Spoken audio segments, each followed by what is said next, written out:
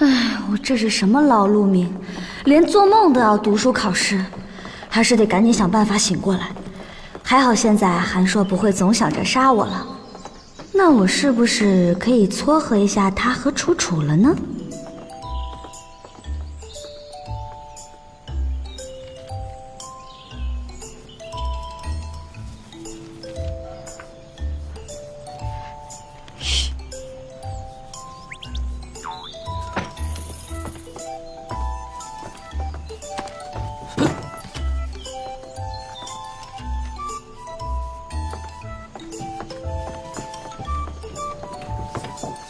你干嘛？我耳背，听不清，坐近点。你别以为我不知道，你就是想靠近裴思雪。你都已经有韩硕了，就应该管好你的眼睛和你的嘴巴。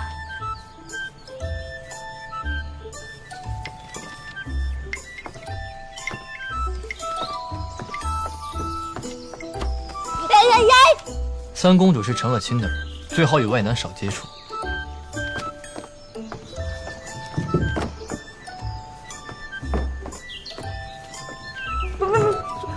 我上课呢。算了，这蠢直男不开窍，我也没办法。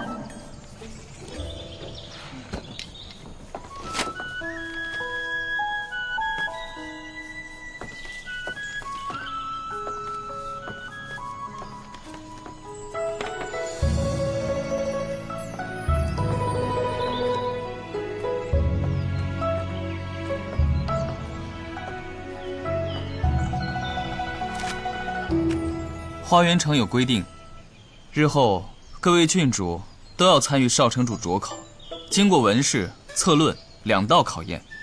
卓考的魁首会经城主册封，立为少城主；其余官家之女则依据成绩，各自受封不同官职。大家都是栋梁之才，课业繁重，今日我们就暂且做个游戏。其实我肯定拿第一。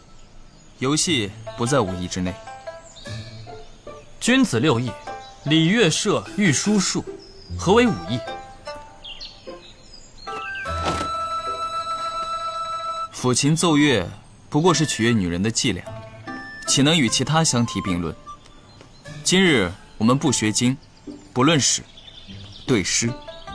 我以风花雪月为题，每个人挑选1个字，对2句诗，不论7言5言，不论律诗绝句，重在合辙押韵。我们就从2郡主开始吧。